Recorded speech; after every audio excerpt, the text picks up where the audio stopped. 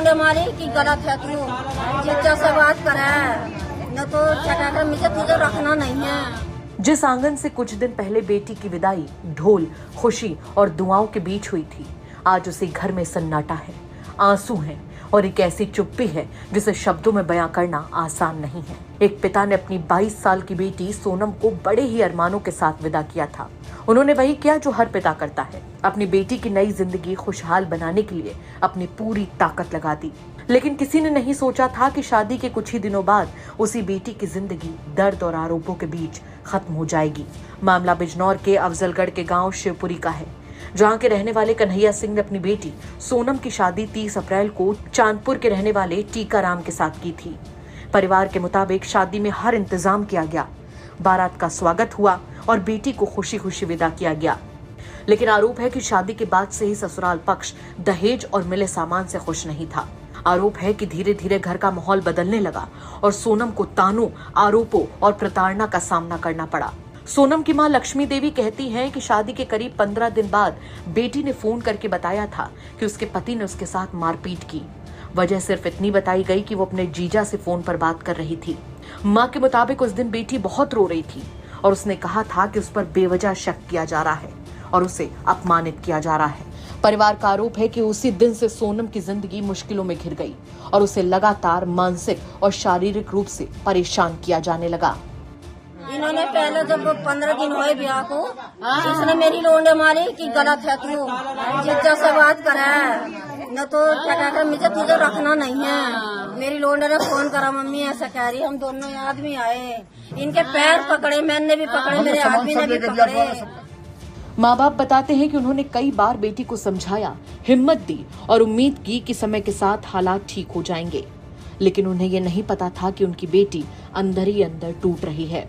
आरोप है कि दहेज और शक के नाम पर सोनम को लगातार प्रताड़ित किया गया और आखिरकार उसके पति और परिवार वालों ने उसकी जिंदगी खत्म कर दी।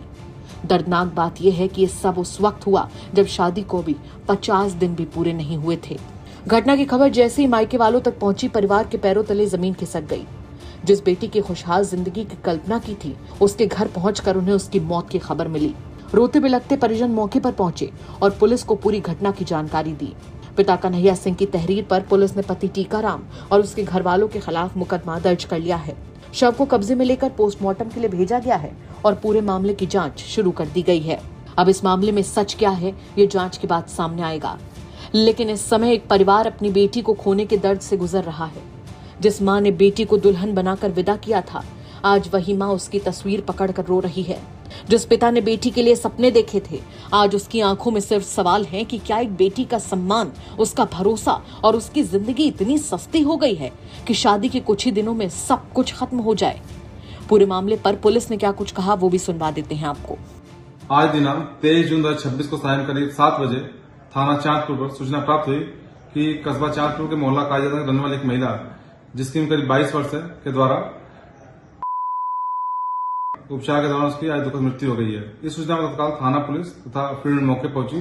जानकारी करने पर यह तथ्य प्रकाश में आया कि महिला की शादी करीब 1.5 माह पूर्व हुई थी तथा कल दिनांक 22 जून 2026 को सुबह करीब 10 बजे महिला के द्वारा किसी घरेलू विवाद के कारण जहरीला पदार्थ सेवन कर लिया गया था, जिसके दौरान उसके पति के द्वारा तत्काल इलाज के लिए धनवंतरी अस्पताल में एडमिट कराया गया था, जिसकी आज सायं करीब 7 बजे उपचार के दौरान दुखद मृत्यु हो गई है। इस संबंध में थाना पुलिस के द्वारा पंचायतनामा कार्रवाई करा करके पीएम के लिए पोस्टमार्टम के लिए जिला अस्पताल मोर्ची भेज दिया गया है तथा परिजनों द्वारा दी गई तारीख के आधार पर अभियोग किया जा रहा है। मौके पर कानून के सामान्य सेशन विधि कार्य प्रचलित है। एक बेटी चली गई, लेकिन पीछे छोड़ गई आंसू, टूटे हुए सपने और इंसाफ का इंतजार। अब सबकी नजर जांच पर है, ताकि अगर किसी ने सच में एक बेटी की जिंदगी छीनी है तो उसे उसके किए की सजा जरूर मिले। बिजनौर से संजीव शर्मा की रिपोर्ट, यूपी तक।